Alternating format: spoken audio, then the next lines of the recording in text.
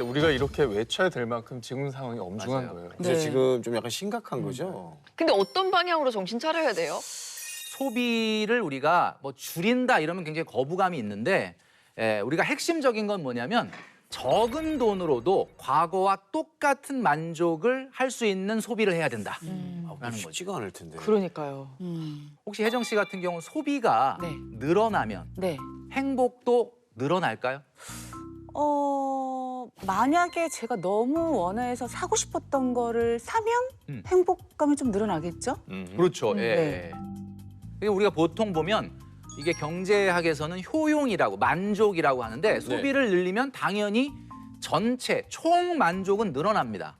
당연하겠죠. 네. 외식 5번 하는 집이 행복해요? 외식 1번 하는 집이 행복해요? 5번이 행복하죠. 아니, 5번이 행복하죠. 그래요? 네. 네, 5번이 행복하죠. 돈을 그럼 5배를 썼는데 행복 안 하면 안 되죠. 당연하죠. 큰일 나지. 큰일 나죠. 돈 없는 그런데 거지. 문제는 외식을 5번 하는 집 애들은 밥 먹을 때마다 투정을 부립니다. 그쵸, 그쵸, 그쵸. 뭐 고기가 질기네, 이 집 별로네 막 이런다.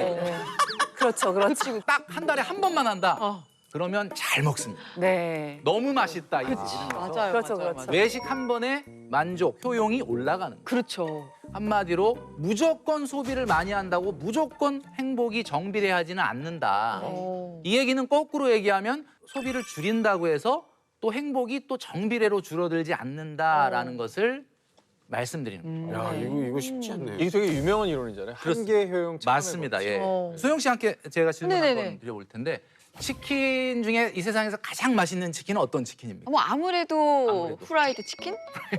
옛날 치킨. 통닭. 옛날. 저는 저 밥 비벼 먹는 거 코바. 아, 근데 요즘 같은 시기에는 아무래도 시기가 아닐까 생각이 들어요. 두 마리. 괜찮네요. 인플레이션 시대에는 시기가 아닐까. 1타 2피. 그러네. 지금 말씀하시는 게 다 개인적인 주관적인 네네. 맞는 건데 네. 제가 말씀드리려고 하는 건 뭐냐면 가장 맛있는 치킨 잘 생각해 보면요. 네? 오랜만에 먹는 치킨. 참 빠지게 뭐 하시는 거예요? 근데 그런 거 있어요. 배고플 때 먹는 치킨도 맛있죠. 그렇죠. 배고플 때 먹는 치킨도 맛있고. 오늘 경제학 강의 맞아요? 약간, 그래서- 약간 자린고비 스토리인데 이거. 이게 그러니까 우리가 영수증을 보다 보면 나도 모르게 이렇게 좀 중복적인 소비 그리고 잦은 습관적인 소비가 숨어 있다라는 거죠. 우리가 이제 예를 들면 사과를 앉은 자리에서 3개를 먹는다고 한번 생각을 해보면 네. 당연히 첫 번째 사과가 제일 제일 맛있잖아요. 맛있어요. 그렇죠. 근데 두 번째 사과는 좀 왠지 맛이 좀 덜하고 세 번째 감동이 사과는 덜하죠. 뭔가 먹는 게 괴롭다. 네. 약간 이럴 수도 있잖아요. 네. 그러니까 우리가 똑같은 돈을 쓰더라도 항상 첫 번째 사과와 같은 소비를 하는 그런 소비를 해야 된다라는 거죠. 이게 되게 만족도가 높은 소비를 하기 위해서 계속 노력해야 맞습니다. 되는 거죠. 만족도가 높은 소비를 하기 위해서 아까 이제 말씀드렸던 것이 이제 그 한계 효용 체감의 법칙이라는 거죠. 그걸 우리가 오늘 여러 사연들을 가지고 한번 배워보려고 하는 겁니다. 네. 그러니까 쓸데없이 습관적으로 중복적으로 지출하는 거를 조금 줄일 막아야 필요가 된다. 있다. 네. 모든 소비가 약간 처음 같은 기분이 들 수 있는. 맞아요. 자, 그러면 이제 첫 번째 돈 관리 네. 사연부터 한번 만나보도록 하죠. 네, 제가 사연을 읽어드리도록 하겠습니다. 네. 전문대학을 졸업하자마자 바로 취업을 해서 벌써 3년 차가 된 25세 임수연입니다. 저는 현재 프리랜서로 일을 하고 있어요. 네. 수입이 일정하지 않아서 돈을 모으는 게 참 힘이 듭니다. 멘토님께서 사회초년생은 5년 안에 1억을 모아야 한다고 하셨는데 평균 월급이 230만 원 정도가 됩니다. 이제 겨우 2천만 원을 모았습니다. 5년이 되려면 앞으로 2년밖에 남지 않았는데요. 저 같은 경우에 기간을 얼마나 설정하고 월급을 어떻게 설정해야 생활에 타격이 가지 않게 1억을 모을 수가 있을까요? 네. 와, 근데 진짜 정말 제 주변에 이런 상황인 분들이 참 많죠. 많은 것 같아요. 제가 이제 그 158만 원 5년 동안 모아라라고 했던 거는 네. 사실은 이제 소득의 평균 기준을 얘기하면서 얘기했던 거라 이분한테는 사실 조금 버거울 수는 있겠고요. 네. 전 잘한 것 같은데요. 사회 초년생이기도 하고 싶은 것도 너무 많을 텐데 맞아요. 잘 아끼고서 잘 모은 것 같아요. 그리고 게다가 이 들쭉날쭉한 네, 상황도 그 상황에서. 있다는 거. 네. 본인의 월급에 비해서는 굉장히 잘 모은 그렇죠. 게 아니에요. 1년에 700 정도 저축하시는 네. 그래서 이제 제가 보니까 2천만 원이면 월 평균 55만 원을 모은 거예요. 네. 사람의 눈높이에 따라 다르긴 하겠지만 네. 대단하다라고 생각할 수 있는 부분도 있지만 그러니까 제가 얘기하는 거는 뭐 야단을 맞아야 될 만큼 못했다라는 네, 건 네, 아닌데 네. 이렇게 잘했다라고 막 칭찬할 정도는 아니다. 사실 이 프리랜서잖아요. 네. 네. 우리가 모든 재테크의 기본을 세 가지로 얘기하는데 첫 번째 아끼고 모으고 불리고입니다. 아끼고 모으고 불리고. 근데 이분은 앞에 하나 더 붙여야 돼. 잘 벌고. 잘 벌. 보소득. 잘 벌고 아끼고 모으고 불리고가 더 중요합니다. 수입을 무슨 늘려야 되는 얘기냐면 거구나. 이분이 가장 중요한 재테크는 자기의 소득이 확고해지고 성장하는 것이 가장 중요하다. 이게 가장 큰 재테크예요. 야, 이건 또 생각 못했네. 예. 가진 돈을 어떻게 잘 아낄 것만큼만 그렇죠. 생각하기 때문에 이게 이제 버거운 거구나. 맞아요. 네. 230이라고 하는 소득은 아까 얘기했던 것처럼 뭐 최고 맥시멈으로 해봐야 7, 80 이상 저축은 못하지 않습니까? 네. 그러니까 이거는 한계가 있는 거다. 그래서 이거 어떻게 할까? 자, 많은 우리 시청자분들께서도 고민이 있으실 거예요. 왜냐하면 프리랜서뿐만이 아니라 요즘은 직장인도 월급이 똑같이 안 나와요. 그렇지 않습니까? 네. 보너스가 있으니까 맨날 들 수가 있어요. 맞아. 자, 이런 경우에 우리가 꼭 가지고 있어야 될 통장이 바로 저수지 통장이라는 거예요. 저수지? 처음 들어보는 통장인데. 저수지 통장. 저수지라는 게 결국 이거 아닙니까? 비가 많이 올 때 물을 가둬뒀다가 네. 가물 때 꺼내 쓰는 거 아닙니까? 네, 맞습니다. 그러니까 제가 지금 오늘 말씀드리는 저수지 통장이라는 건 프리랜서는 매달 들어오는 소득이 일정하지 않으니까 어느 정도는 저수지 통장을 가지고 항상 230만 원을 꺼내 써야 된다라는 거죠. 그러니까 내가 어떤 달은 280이 들어왔어. 네. 그럼 230 꺼내서 50 남죠? 네. 저수지에 저수를 해놔요. 잘라놔야 되는 거. 잘라놔요. 그리고 200만 원이 들어왔어, 어떤 달은. 230을 써야 되는데 모자라죠. 그럼 저수지에서 30만 원 꺼냈어. 어머, 와 이럴 수가 있구나. 요렇게 이제 해야 된다는 거죠. 저수지가 말라 있으면요? 그러니까 저수지가 말라 있으면 안 되죠. 그러니까 어느 정도의 마중물은 좀 필요할 것 같아요. 그래서 이분 같은 경우는 저수지 통장을 만들어서 매달 230만 원을 꺼내 쓰는 시스템을 만들고 그다음에 적금을 이렇게 하시는 게 좋을 것 같아요. 적금을 좀 재밌게 해보자. 그러니까 1,000만 원 타는 적금 하지 말고 1,030만 원 타는 적금을 해보자. 1,030만 원. 조금 무리해서. 얼마냐면 85만 원 저축하면 1,030만 원이 나오는데 왜 1,030만 원이냐면 만기까지 딱 1,030만 원을 찾을 때 네. 1년 동안 고생한 본인에게 30만 원의 리워드를 하는 거죠. 와. 선물 내가 나에게 주는 선물. 30만 원 뭐 하실 것 같아요? 1년 동안 내가 고생한 딱 1,000만 원 만들었어. 네, 다시 집어낼래요. 다시 오, 100점, 100점. 아니면 그 돈으로 휴가를 가도 좋을 것 같아요. 그러니까. 30으로 휴가를 어떻게 갑니까? 왜 못 갑니까? 지금 여태까지 당일치기라도 배운 갈 내용들이 수 있죠. 있는데 아, 예. 네. 선생님한테 못 들으셨어요? 반성하세요. 그렇지. 정신 똑바로 차려야지 전철 살아남을 타고 수 있다고. 저수지 똑바로 차려야 네. 돼. 네.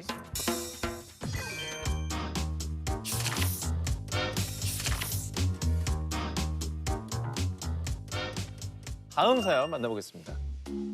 결혼 3년 차 무역회사에 다니고 있는 39살 노태균입니다. 결혼하면서 작은 집을 마련하느라 모아둔 돈을 다 쓰고 지난 3년 대출 빚을 모두 갚느라 계속 통장을 유지 중입니다. 최근 이직하면서 10년 동안 근무하던 곳에서 퇴직금 3천만 원을 받아 목돈이 생겼습니다. 올해 10월에 첫 아이가 태어날 예정이라 이 돈을 잘 불려보고 싶은데요. 오랜만에 생긴 이 목돈 똑똑하게 불리는 방법 무엇이 있을까요? 입니다. 그러니까 이분은 정말 대단하다는 게 네.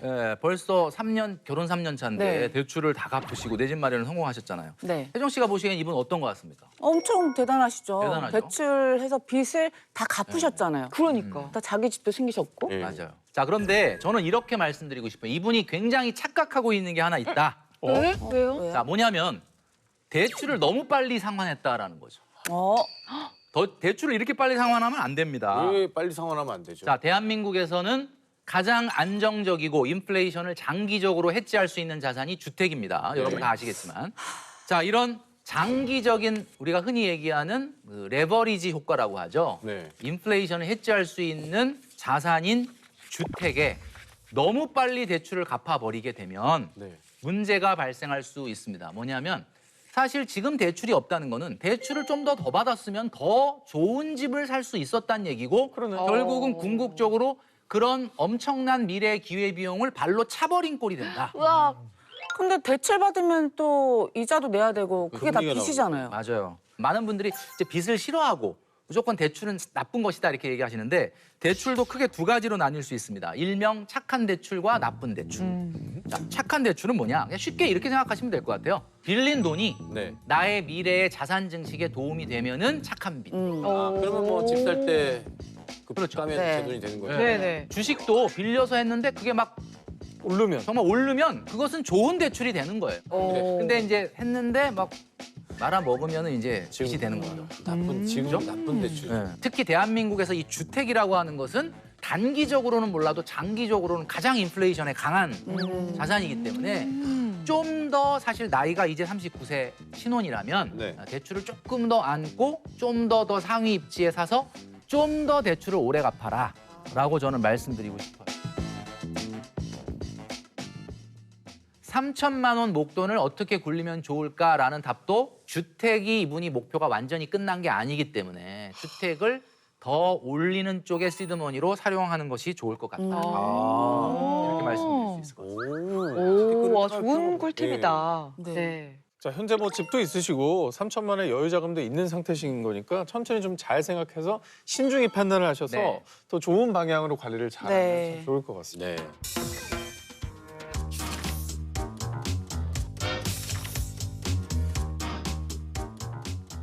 자, 그러면 이제 마지막 사연 만나보겠습니다. 안녕하세요. 중학생, 고등학생 자녀를 둔 48살 김정민입니다. 요즘 노후 자금 문제로 고민이 많습니다.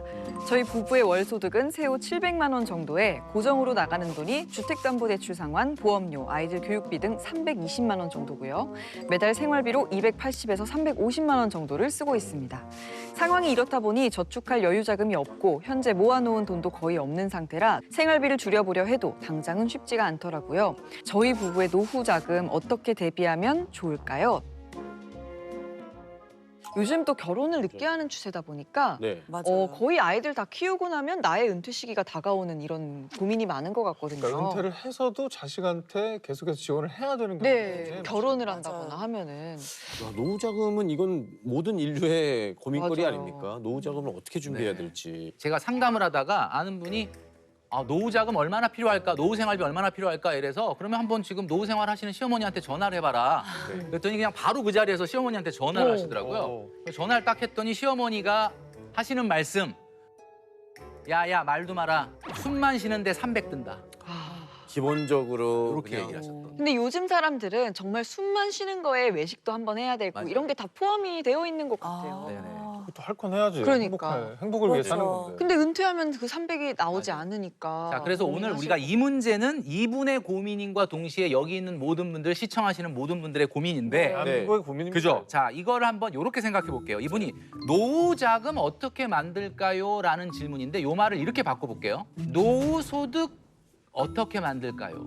이렇게 한번 바꿔보겠습니다. 노후 소득. 그럼 은퇴를 안 자, 한다는 거. 노후 자금과 노후 소득 느낌이 좀 다르죠? 예, 네. 예, 예. 노후 소득은 왠지 노후에서도 계속 일을 해야 될 것 같은 아니, 느낌인데요. 뭐꼭 그런 건 아니. 자꾸 노후 자금을 말이죠. 네. 네. 이렇게 목돈, 자산으로 자꾸 생각하는 아. 경향이 있는데 이렇게 되면 사실 안 된다. 노후라는 것은 매달 통장에 내가 회사를 나가지 않더라도 정확하게 내 생활비가 꽂혀야 되는 거기 때문에 현실은 노후 소득입니다. 그러니까 매달 똑같은 돈이 찍혀야 된다는 거예요. 노후 자금이라면 좀 큰 목돈을 얘기하는 것 같고 노후 소득이라고 하면 그 조금씩. 선생님이 얘기해 주신 그 현금 흐름 맞아, 현금 흐름. 매달 조금씩 나오게 만든 그 구조 맞습니다. 네. 요걸 얘기하시는 자, 거예요. 이거를 놓고 고민을 하시면 문제가 조금 더 현실적으로 다가오면서 예. 해결할 수 있는 방법들이 떠오르게 될 텐데 이게 뭐냐면 개를 들어야 되나? 개요? 걔를 그럼 막 개모임이요? 20년 개모임. 그러니까 앞번호 뽑으면 좋고. 네. 그러니까 한마디로 말해서 노후의 소득을 해결하기 위해서는 말이죠. 완전한 은퇴를 하지 않겠다라고 마음 먹는 게 제일 중요합니다. 네. 그러니까 여기서 많은 분들이 그래요. 아니 그럼 내가 빨리 하루라도 일해서 좀 벗어나고 싶은데 이건 은퇴를 못 한다 그러면 얼마나 괴롭냐 이렇게 얘기하시는데 제가 얘기하는 건 뭐냐? 세미 은퇴를 해라. 그러니까 세미 은퇴가 뭐냐면 노후 생활과 적절한 사회 활동, 경제 활동을 병행하는 거예요. 그래서 이거를 준비를 하셔야 되는데 취미와 관련해서 어떤 자격증을 따거나 경력을 쌓아서 뭐 그 일을 좀 하겠다. 물론 본인이 현직에 있을 때보다 높은 소득은 불가능합니다. 그렇지만 어느 정도의 경제 생활을 하면서 소득을 올릴 수 있다 그러면 노후 생활비도 줄어들게 된다는 거예요. 제가 여러분들한테 지금 미리 말씀드리는 이유는 은퇴 임박해가지고 안 되겠구나, 내가 일을 해야 되겠구나 라고 생각하시면 늦어요. 네. 지금 20, 30대, 30, 40대 때 미리 제2의 잡이 어떤 거를 선택을 해야 되는지를 준비를 하셔야 됩니다. 음. 근데 여기서 말하는 제2의 잡은 막 생계형 경제 활동은 아닙니다. 뭔가 자아 실현, 사회 참여, 행복하게 할 수 있는 일을 찾아야 된다라는. 파트타임이라도. 그렇죠. 네. 근데 많은 분들에게 꼭 말씀드리고 싶은 게 정말 서글프다. 정말 내가 70, 80까지 일해야 되나 이렇게 생각하실까 봐 제가 노파심에 말씀드리는데 네. 지금 60세에 은퇴하시고 연금 따박따박 받는 공무원 은퇴하시고 편안하게 노후 생활 하시는 분들한테 물어봤거든요. 네. 뭐가 가장 힘드신가요? 라고 물어봤더니 그분들이 첫 번째로 한 얘기가 일하고 싶다였어요. 저희 엄마가 딱 어. 지금. 그러니까 내가 필요로 하는 존재라는 걸 인식하는 것 그렇죠. 자체가 되게 중요하다고 하더라고요. 네, 그래서 그런 준비를 같이 하시는 게 좀 완벽한 노후 생활을 준비하는 방법이다.